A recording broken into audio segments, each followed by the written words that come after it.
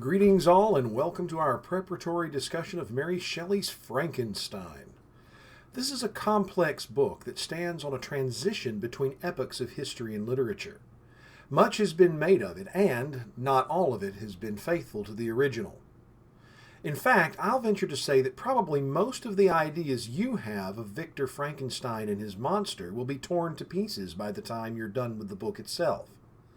From what the monster looked like, to where he was created, and to how it all ends. This novel is our first significant descent into horror, and so its themes and our processes are worth careful consideration. First, just a quick reminder. Unless subsequent classes rearrange things, you're tackling this book on the heels of the Christmas holidays. Even if you aren't, it's been a while since our Understanding Modern Man lecture. So let's revisit our timeline. If you recall, we began the term in the pre-modern period, where humans understood that they were not the biggest deal around and that they weren't running the universe. We and the world were created by a transcendent God who stood outside of nature, and therefore we had to rely on things bigger than ourselves to understand what was happening. We relied on God in particular. From God, we learned our origins, our meaning, our purpose, our morals, and the ultimate end of the universe. Science was appreciated, but limited. It was useful, but we couldn't depend on it for the things that we got from God. It could never provide those. Starting with the Enlightenment, though, we mentioned that Western men began to idolize science and reason and to look to science and reason for the answers to all things, not just the things that they had previously used it for. In practice, we began to treat science and reason like a god, and from there we would derive our meaning, truth, ethics, etc., etc., etc. Better, in their minds, humans would use reason to unlock all the secrets of the universe and create a perfect world with perfect governments, perfect medicine, a perfect justice system, perfect education, you name it. This resulted in the modern period and modern man, and for all intents and purposes, since science and reason don't exercise themselves, modern man was really worshiping himself. This was really what humans had been seeking since the Garden of Eden. The serpent told Eve that if she ate the fruit, she would be like God. After the Enlightenment, people began to take that pretty much literally, or at least very seriously. But it was not all well and wonderful in this picture. The truth is that God has locked us into reality, and the reality is that humans have an innate bent towards evil. Science is indeed limited in what it can accomplish. As we moved into the 1800s, forward-thinking people were beginning to pick up on the fact that the Enlightenment wasn't delivering all that was promised. Reason hadn't provided a sufficient answer to human meaning. And in the absence of God, morality was rapidly turning into mere opinion. Sensitive souls looked at the world and couldn't believe it all boiled down to dry, boring logic and math. They wanted love and passion and feeling. They wanted to know that they meant something in this universe.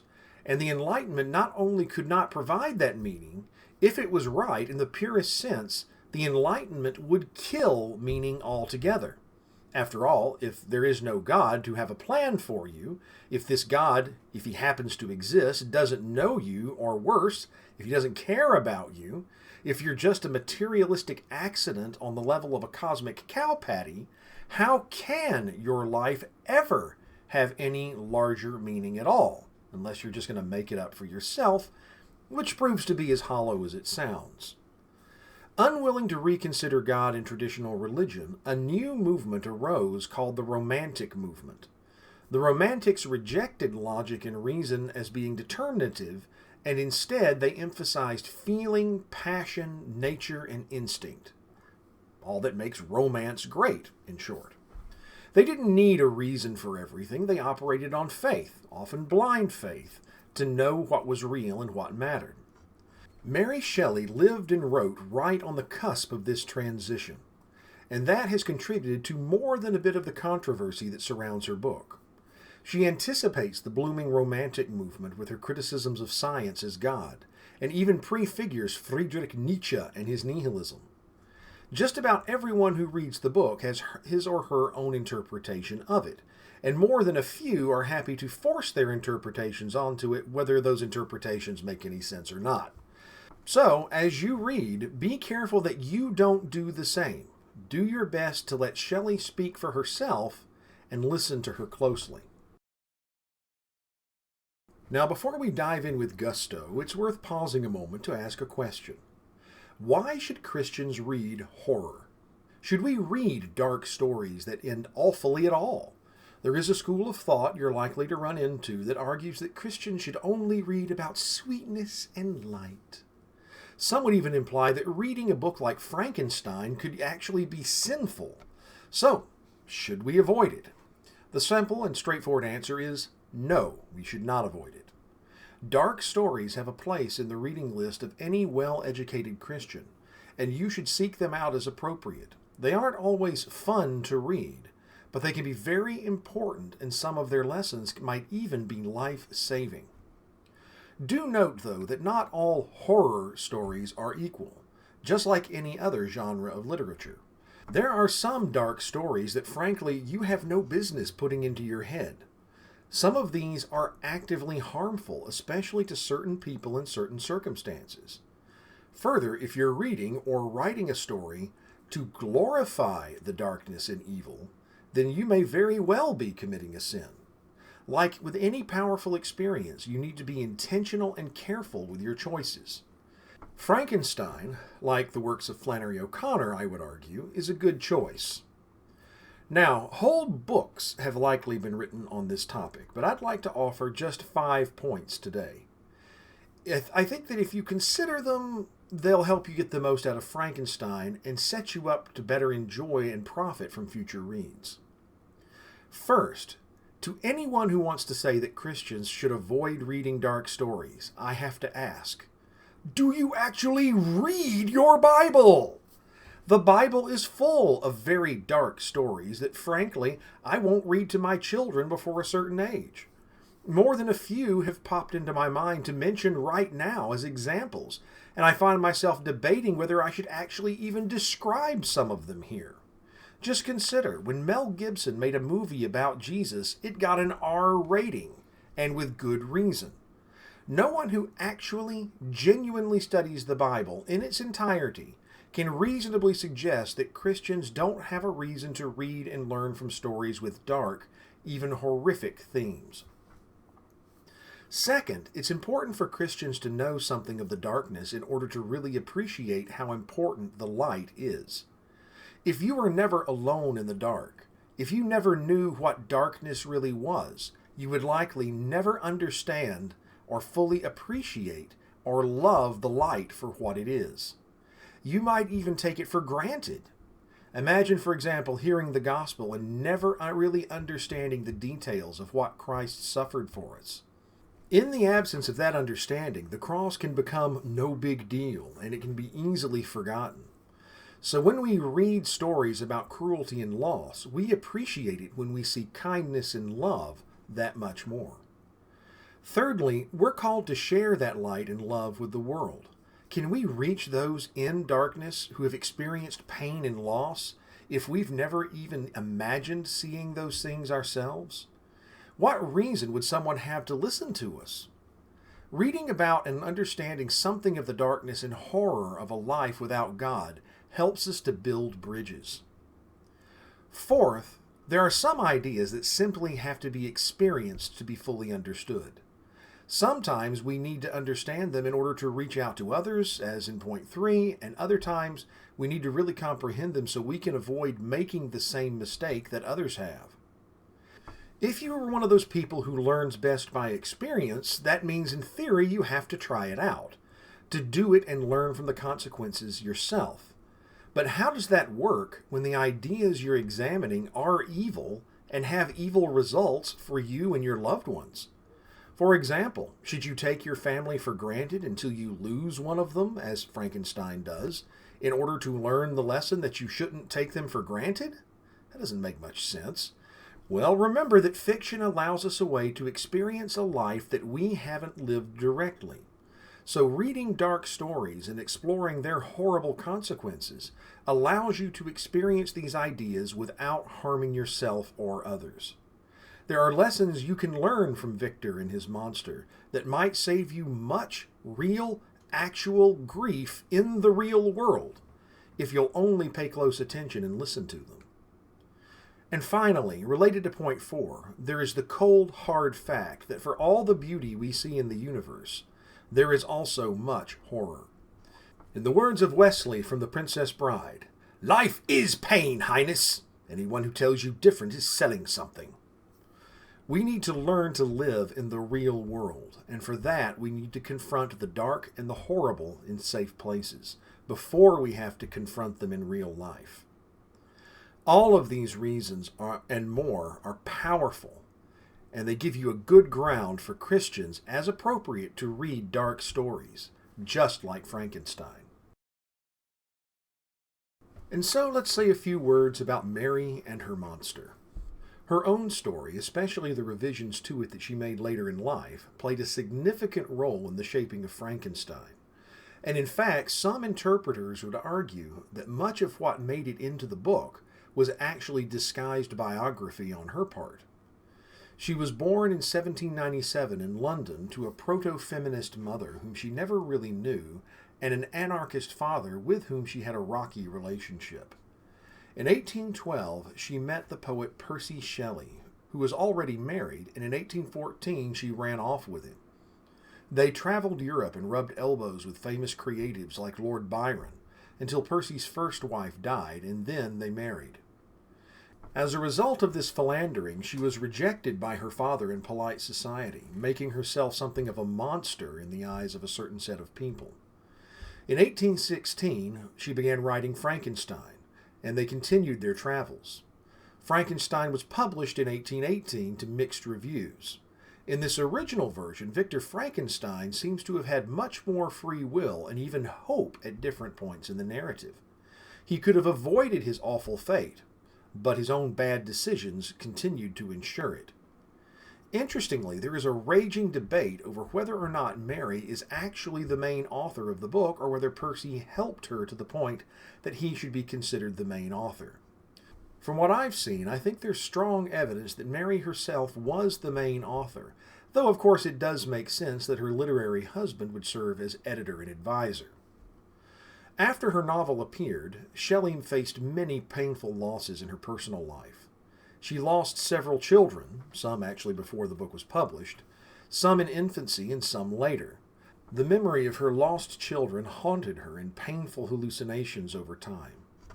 Only one survived to maturity. In 1822, her husband Percy drowned when his sailboat sank. She returned with her children to London to try to raise them and make her living as an author. In 1831, she republished an edited version of Frankenstein, one that was much darker and far more hopeless. Here Victor's free will is replaced by the cold machination of fate, and nothing he could do would have saved his happiness. Shelley herself died after 10 years of illness, likely a brain tumor, at the age of only 53 in 1851. Already, though, I hope you can see where more than a little of the book's darkness can find its roots directly in Shelley's life. Another obvious influence on the book was the cultural and philosophical context of the time. Cracks had already begun to show in the Enlightenment's idolization of science and reason. As we mentioned, when someone asks you to explain the real meaning of life and the profound experience of something like love, if you answer 2 plus 2, they aren't likely to be satisfied. While she herself might have been a believer in God, Shelley was married to an avowed atheist, and she clearly thought through many of the implications of that worldview. It will be a theme that will actually be accelerated upon the arrival of Darwinism and materialism in the next few decades. To get an idea of what I'm talking about, the next time you have a profound spiritual or emotional experience, maybe when you watch a beautiful sunset, cry with a book or movie, enjoy the company of someone you really love, or even cuddle a puppy, take those emotions and ask yourself, do I really think all of this can be explained by nothing more than a chemical reaction? Is that all this means? See how satisfied you are with 2 plus 2. If you find yourself wanting more, you're experiencing the same feelings that led to the rise of Romanticism, which Frankenstein anticipates. At the same time, there was also a rising interest in dark, gothic, almost medieval feeling stories and books popular at the time. In this darkness, there was a sense of evil and dread, and it played on people's fears and evoked strong emotions. It gave them that safe place to explore unsafe ideas, and the result was a world that revived mystery and suspense. Of course, these were all things that the dry, cold logic of the Enlightenment had drained away. This made and keeps Gothic literature very popular. Shelley's brilliance was mixing the two together into an experience that captured the worship of humanity, the disenchantment of the world, and the consequences of immoral science in one man's life. Worse, we are forced to watch how it all spills out onto other innocent people's lives. Another bit of information that many people don't know about the book is that it has an alternative title. The fullest title is Frankenstein or the Modern Prometheus. What did Shelley mean by the modern Prometheus? That's an important question and key to understanding some of the central themes of your reading. Prometheus, you'll hopefully recall, was a Greek god who, according to myth, stole the secret of fire from the gods. Obviously, fire is at the base of much human civilization and technology. In some versions of his story, he is also responsible for creating humanity from clay. Zeus, the king of the gods, doesn't take well to this, and he has Prometheus bound and tortured for eternity in a particularly gruesome way. Over time, Prometheus came to represent humanity's desperate pursuit of scientific knowledge and the unintended consequences of chasing it at all costs. This isn't so much a hint as to Shelley's point as a gigantic billboard with flashing lights and fireworks. I doubt I'm giving away a spoiler here when I say that central to the plot of Frankenstein is Victor's scientific quest to, quote, animate a body. After much research and horrible experimentation, of course, he succeeds, and so Frankenstein's monster is created. In doing so, Frankenstein steals away God's prerogative to create life, in a sense making himself God in God's place. As you'll see, if you haven't already, his pursuit is filled with unintended consequences, all of them horrific.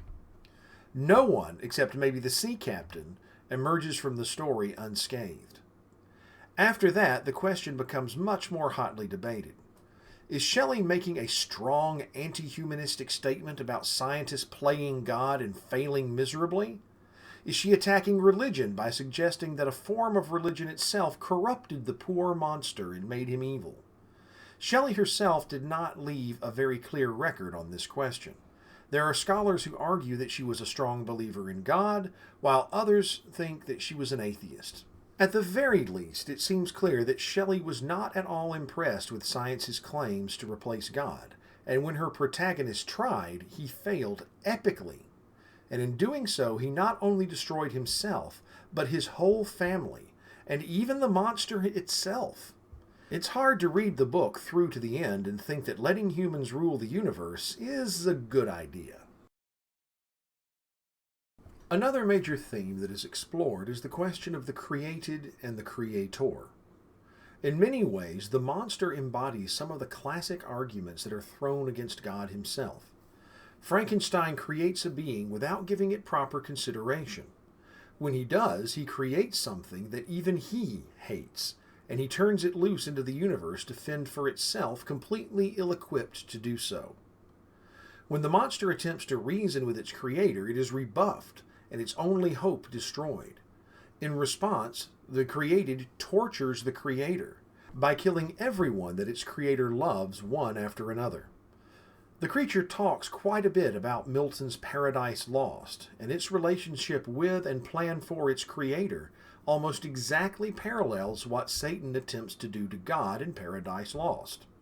Just as the creature destroys Victor's loved ones, so Satan causes Adam and Eve to fall. In many ways, the monster in Frankenstein is human rebellion against God personified, and you can still hear many of its themes echoed in the modern atheistic movement.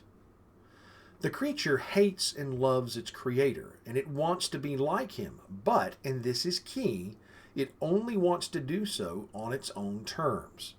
It wants to force Frankenstein to see it as an equal and to give it what it feels is its due in order to be happy.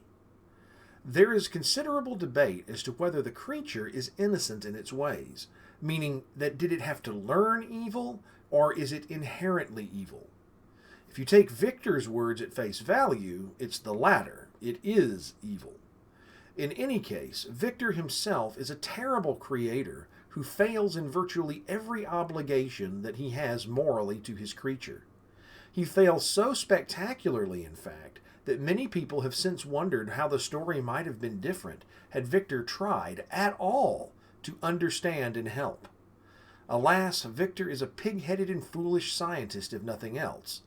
And with each page, things go from bad to worse. Now, this next bit might be a tad bit of a spoiler, so you may want to skip ahead to the next slide until after you finish the book. But make sure you come back and listen to this later if you do. Tests do matter. Anyway, eventually, the creature succeeds in inflicting so much pain, loss, and illness on his creator that Victor dies. The creature has killed its god. Unfortunately, rather than experiencing a sense of release and triumph, the monster discovers that it cannot live without its creator. There is nothing left for it in the universe after its god's death. It then goes off into the frozen wastes and commits suicide by burning itself to death on a pyre. In a very real way, this is prefiguring the turn that philosophy and culture will take with the coming of Friedrich Nietzsche, who infamously will declare that God is dead and we have killed him. Like the monster, Nietzsche and the postmodernists who follow him will discover that killing God isn't the path to freedom. It's simply a form of intellectual and spiritual suicide that flows from an ultimate hopelessness. So, what of the relationship between creature and creator that we see here? It certainly can seem emotive in the story. Could there be something to it? Perhaps the answer to that lies not in anything the monster or Victor actually says or does, but rather in what they don't say and what they don't do. The story leaves out the cross. After the creature's fall, Victor, the failed creator, turns his back on it and even tries to murder it. God in the real world tolerated no half measures. Christ died on the cross as the propitiation for our sins, to bridge the gap between creature and creator. How different might the story have been had Victor sacrificed himself to make the monster into a real man and a real, true son. So as you consider these ideas, make sure you understand that key difference. The atheist's view of this situation is dreadfully incomplete, and Victor is no parallel to God. And all of this actually leads us back to a central theme of our own from Pilgrim's Progress. As a human and a believer, how are we to embrace the world and God? Throughout the story, especially in the early chapters, Victor faces a stark choice between what seems to be two extremes. Should he apply himself to pure, maniacal, scientific discovery, the reason and enlightenment side of things, the progress, or should he pursue that familial happiness and love that his father, friend, and would-be bride can offer, sort of the romantic side of things? Again and again, we see him make what is clearly the wrong decision. For many people, it's a dilemma, and you had to choose one or the other. But for Christians, there need be no dilemma. As with Jesus in Matthew 22:37-40, and with Bunyan's Pilgrim, we are called to worship God with the whole person, the head, the heart, and the hands. We understand with our minds, we embrace with our hearts, and we walk it out in everyday life. Properly pursued, science itself is a form of heartfelt worship, and our heartfelt worship is made more meaningful by our understanding of science. So there is no dilemma. Our steps are directed by revealed biblical truth that is far bigger than ourselves. That truth provides us with guidance and guardrails by grounding our thinking and our actions in objective right and wrong when it comes to life, including science, politics, and culture. We might well ask how things might have been different for poor Victor and his family if he had learned this lesson in time.